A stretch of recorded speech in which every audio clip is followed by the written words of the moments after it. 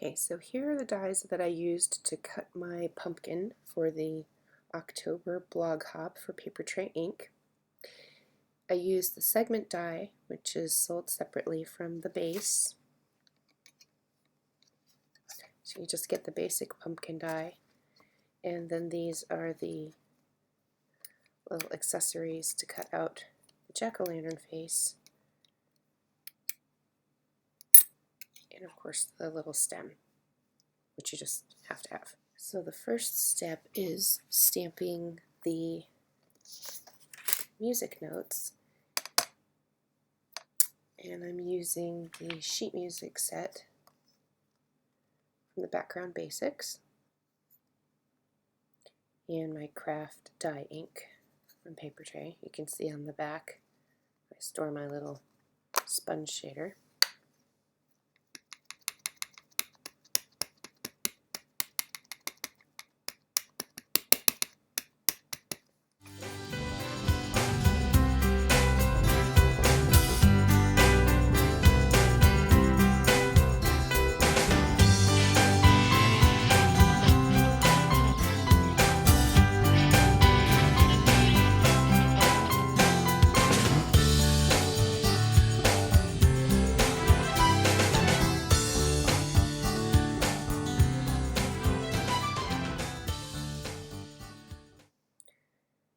You'll also want to do some shading on your backer so that if there are any gaps in the segments that they don't show through bright white like they did on my first card. So I'm going to do the green at the top.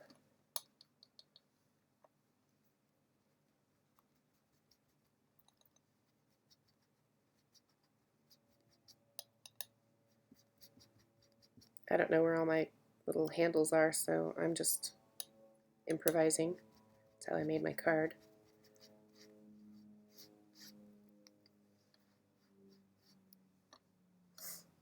Actually, I kind of like to do this.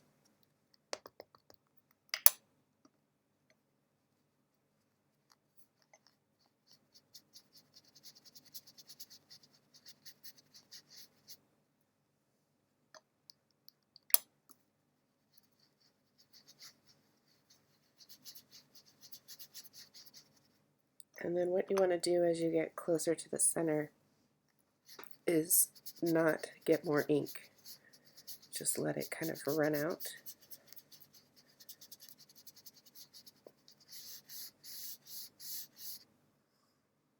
And if you do need a little more ink, start towards the edge. Get that edge nice and dark, and let the middle be lighter.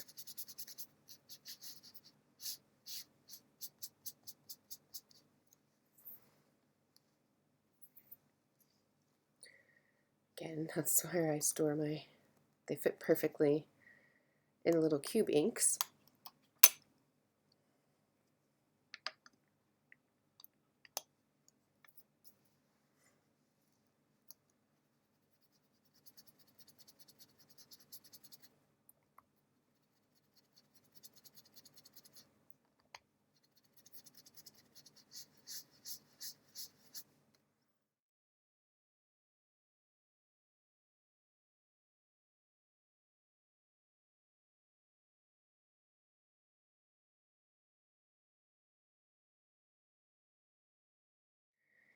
So the colors I'm using are Ripe Avocado, one of my favorites, and Canyon Clay.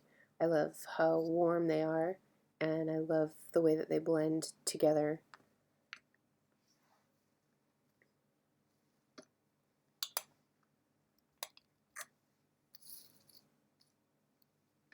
So take each piece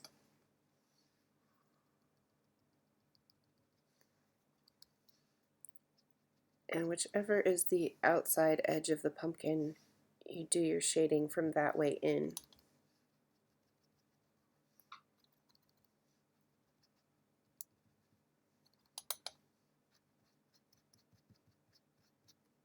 Make it nice and dark at the top.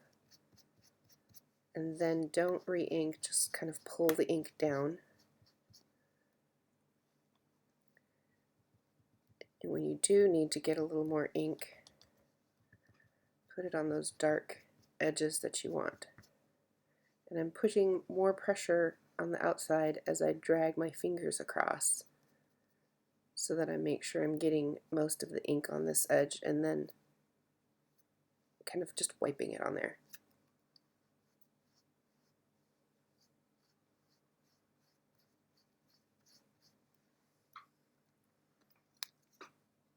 So you see the effect that it gives you with the darker edge here, lighter ink in the middle.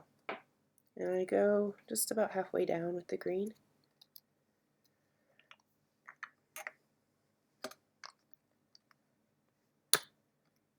I have to remove the one I'm not using, or I will sometimes grab it by mistake. So we're going to do the same thing on the orange, making sure that the same edge is the darker of the two. The orange is really bright, so go easy.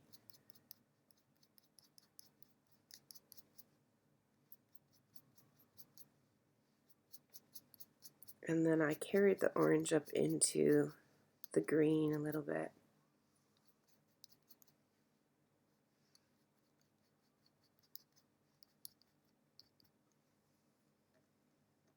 And I don't worry about getting perfect coverage because I want it to kind of be imperfect.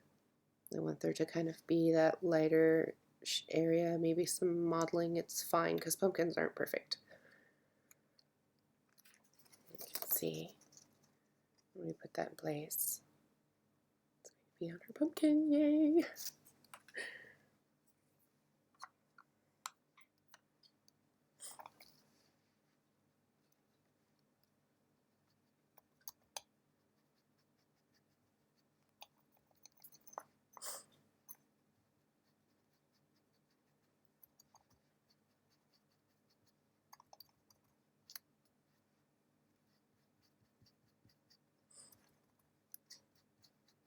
And some of them I went a little further than halfway down. Some of them I did a little darker.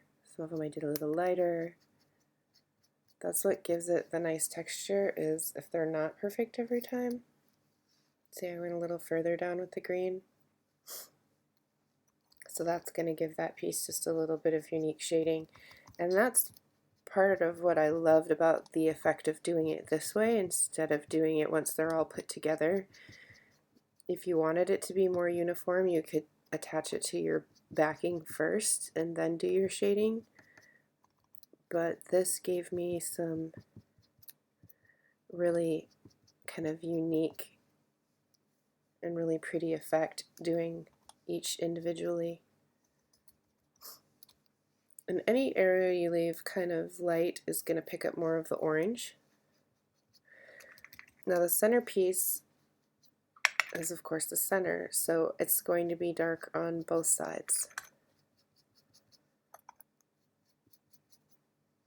So you're going to do a little bit of shading on both and leave a fairly large light area in the middle where you lighten up your touch and just gently wipe it across. You control how much ink gets on there by the amount of pressure. I'm pressing fairly hard when I'm doing the edges and then lightening up quite a bit as I do the center. You can change direction a little bit too. Just want to make sure there's plenty of ink around the outside, and then I'm leaving that light area in the middle.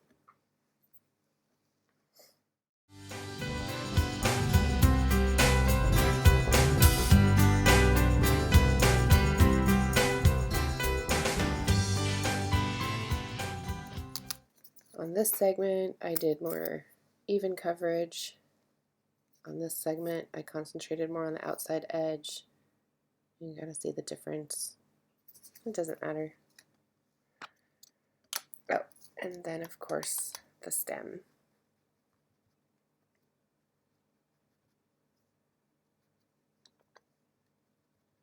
So I wanted to be pretty dark.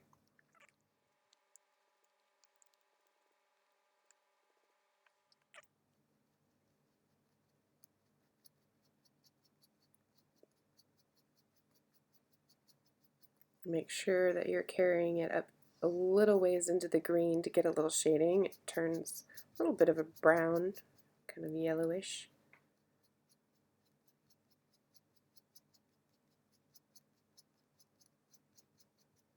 And then take care to leave kind of a light area where you've just got a little bit peeking through.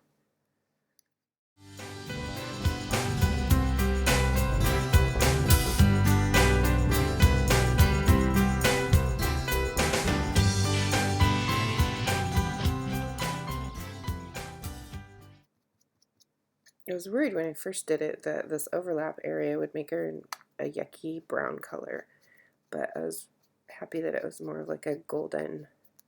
I'm doing just a very light wipe across the center.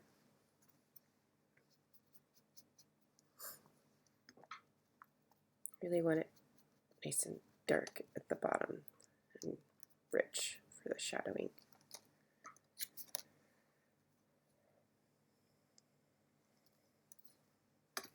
Almost done. 2 pieces left.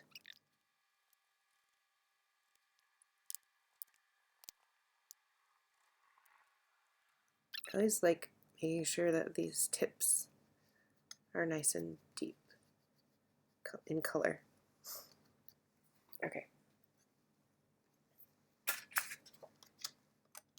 So I get my center one in place first. I'll glue that in first, and then work my way with the next fattest bottom piece, go on the outside, and that lets you get it lined up correctly.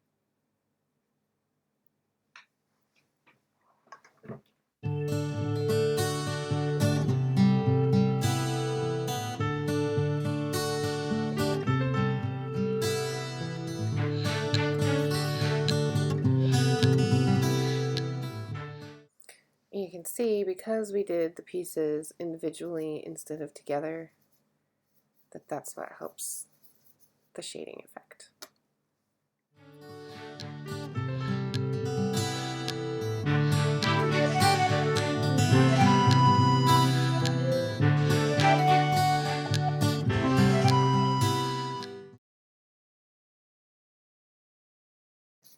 Right, on my other one, I ended up turning the stem this direction because it filled in more of the gap. See, this way it doesn't fill in very much, so I liked it better this way. You can put it in there however you want. And that's generally what it looks like.